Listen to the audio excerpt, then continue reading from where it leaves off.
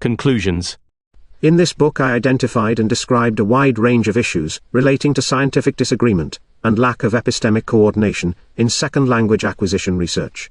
And I proposed a number of possible avenues to achieve more integration of lines of research and theories through a model of consensus building informed by ideas from the history, philosophy and sociology of science. One of the first key themes that both inspired the book and kept reappearing throughout the literature review is the need to take theories more seriously, as explanations are the ultimate goal of any scientific endeavor. Especially when the same evidence can be interpreted in more than one way, or in contradictory ways. Theories not only provide explanations but also inescapable framings of those explanations, akin to the term spin in journalism.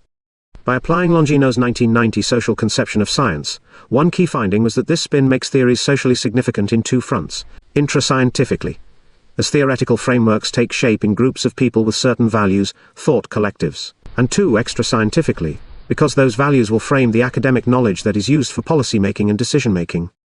In other words, theories have biases, and these biases can shape policies, which will have consequences for real communities of people. The implication is that we should stress the social significance of theories and their hidden biases as a scientific community, both in the way we provide research training, as well as during the process of informing policy and decision-making.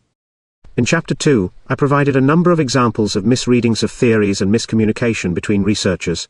Additionally, I stressed the importance of including minoritized groups of people, both researchers and participants, in theory building, as all major theories and theoretical frameworks for SLA come from a small non-diverse group that could hardly represent the world. This is the context in which I proposed open theory as a plausible solution for these problems of fragmentation and unintentional exclusion. The need for more diversity also comes with a need for more coordination. Coordination can take many shapes, but one recurrent theme throughout the pages of this book is the need for negotiation of views, which is partly inspired by Oresky's 2019 take on pluralism in science. After understanding what theories are philosophically and socially, I delved deeper into more specific technical and theoretical differences between some of the most prominent theories in SLA. The main finding here was that coordination is impeded by the lack of a unified definition of language. Drawing from Thomas's 2019 analysis of one of the most puzzling dichotomies in linguistics, I explored the tensions between formalism and functionalism as they pertain to SLA theories, and concluded that there is a contradictory nature to the attributes of language which makes all lines of research apparently successful, ultimately revealing the need to engage in collective theory building. Several strong scientific claims which are made in the field are absolutely conditional to the definition of language being employed, and thus are not valid from the view of a different theory. Normative understandings of language have to be reconciled with open and fluid ones, but one of the conclusions in this section is that the process has to be not only data-driven, but also value-driven, that is, we need to negotiate whether language can be best conceived by trends or by variation, with resulting implications for the way we analyze data and make scientific claims. The lack of a unified theory of language has additional consequences. One is that different theories of development will be dependent on conflicting theories of language, making them partially to totally incommensurable. This renders scientific evidence relative to the theoretical preference of the observer. One key conclusion in this section is that this relativity entails we lack a standard of validity in SLA. Findings in one theory are not valid as viewed from other theory. Theories of development differ in a similar way to theories of language, with some theories stressing trends and stability in data, and others stressing the presence of variation. In other words, a super theme emerged from this discussion: the need to provide collective theoretical solutions for the way we declare quantitative data is either defined by trends or by variation. A chapter dedicated to the topic of values, Chapter 5, revealed several insights into the subjective nature of historiographical accounts of the field. Some prominent scholars seem to strive for a reconceptualization of the field, both in technical and ethical terms, while others seem to promote a view of the field in which we either already possess all the information we need for real-life applications of scientific knowledge, or views that the field is constantly improving methodologically. We also saw different priorities, with some scholars focusing on the real world, others on methodology, others on theory, and others on social justice. More than a conclusion, the position I take in this section is that these values are not mutually exclusive, and can be integrated so long as we allot time and resources to epistemic coordination. I also reflected on the fact that more inclusion may bring more incommensurable values to the conversation, which further shows the importance of negotiation in science-making. Part 3 of this book, which is more propositional in nature, lays out a framework for consensus building, as informed by both the previous review of SLA literature and an inquiry into literature from the philosophy of science, encompassing both classical, some major figures and schools, and current literature, relating to consensus building specifically. Two needs were identified: one, the need to coherently inform decision-making in society, and two, the need for a paradigm, as SLA researchers cannot agree over the facts when those facts exclusively rest on a given theory that differs from the rest. Regarding the latter, I take the position that intra-scientific consensus would be about finding standards of validity, via the adoption of a unifying theoretical framework, or a unifying epistemology, for example the new mechanism. The main conclusion that came from the attempt to define consensus building, and perhaps the most important conclusion in this book, is that agreement for the sake of agreement is an epistemically empty endeavor.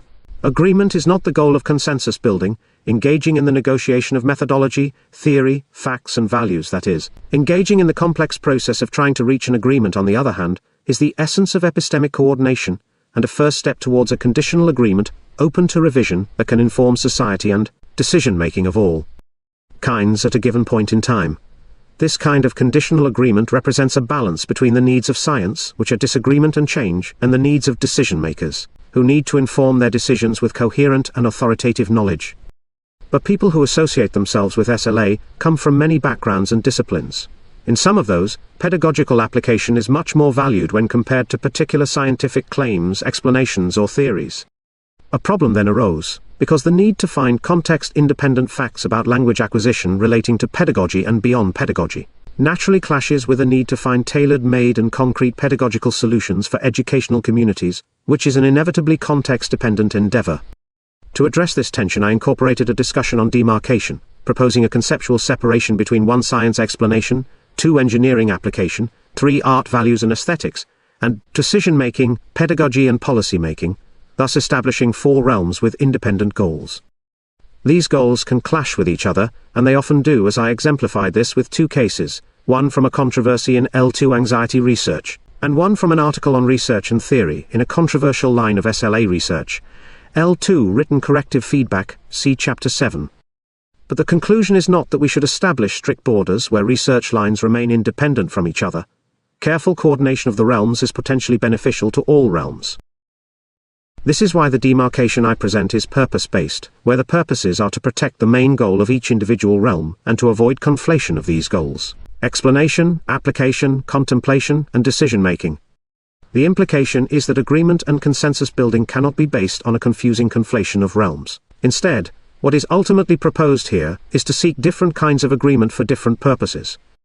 Agreeing on a paradigm allows research not to be in a state of de facto extreme relativity. Agreeing on a paradigm, and then on particular facts and claims about L2 acquisition and development in humans, serve the goal of science, which is explanation. They do not, however, serve the goal of engineering, which is successful intervention, a matter that is highly context-dependent. Thus, the purpose for agreement in pedagogy is potentially incompatible with that of science, at least partially, because in pedagogy what matters is better educational outcomes, which will be defined, measured, and determined by different criteria in different contexts. I further reflected on the need to demarcate research from science, as research is conducted in all 4 realms. Furthermore, controversies in theoretical statistics along with a wide use of statistics in all realms led me to propose one more demarcation between science and statistics, as not all quantitative endeavors adopt an explanatory framework, and when they do, it is usually to justify the adoption of a method or instrument, rather than to provide explanations or modify theories of SLA/SLD. The fact that it would seem as though everything can be effectively quantified, regardless of whether the object being observed is highly theorized or virtually untheorized, is a source of potential conflict and disagreement. This shed light on the need to address epistemological issues if agreement is to be built. In a section on epistemology, I tried to examine the most common philosophical tensions between different paradigms in SLA, and I concluded that consensus building needs to occur in a context of epistemological flexibility. This flexibility does not exactly refer to changing or shifting our current subscriptions to epistemological stances, but rather to adopting a framework that can accommodate seemingly contradictory stances that may not be actually contradictory. I provide some historical examples of pendulum-like swings in research theories and epistemic trends that demonstrate dogmatic and binary opinions can ultimately be integrated in non-contradictory ways. See Chapter 8.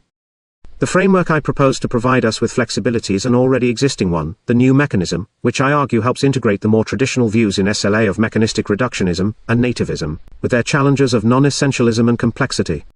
But even if researchers of clashing backgrounds have everything they need to coordinate, will they? One of the key findings of this inquiry into consensus building is the need for social action. Drawing from the work of Oreskes 2019, I argue we need to problematize theory building, commensurability and validity as matters that depend on coordination between people, on actions.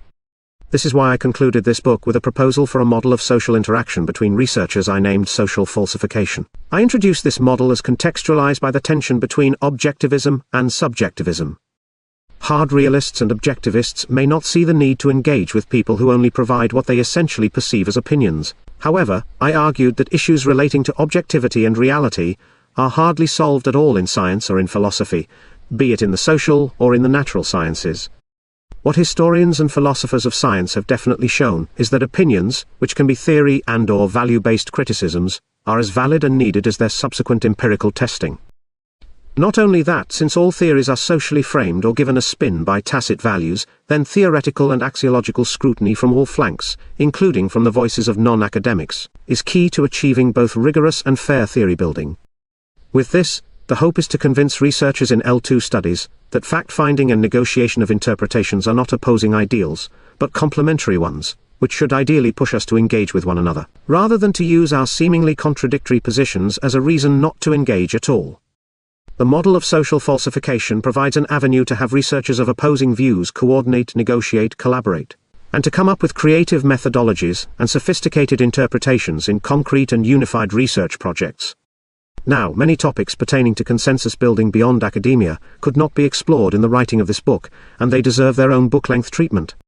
One is how standards of practice can take shape when the knowledge base is a highly theoretically divided field. Another one is how consensus can be built extra-scientifically, in order to provide relevant information to policymakers around the world. Future inquiry would also be needed when it comes to real-life contexts and issues that exist beyond pedagogy, but relate completely, or partially, to the knowledge of second language acquisition and development. Such a diagnostic would elucidate more concretely the extent to which what I have been calling a pedagogy bias has led us to neglect the needs of diverse communities around the world. As for the main contributions of this book, I would highlight the following three. 1. The diagnosis of theoretical training and theoretical fragmentation, along with my proposal for open theory in response to these two issues.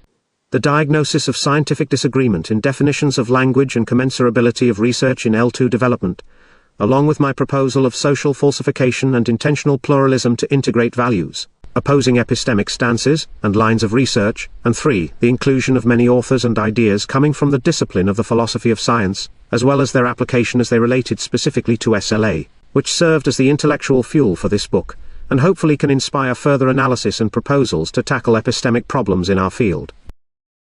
In the context of the expansion of the scope of SLA, the history, philosophy and sociology of science are disciplines that have a great potential to assist us in gaining clarity of mind, in examining the issues from their root, and in grounding our perspectives with sobering ideas and historical cases, all of which can allow us to stand on firmer ground to generate knowledge, and to help us use this knowledge for the benefit of diverse societies.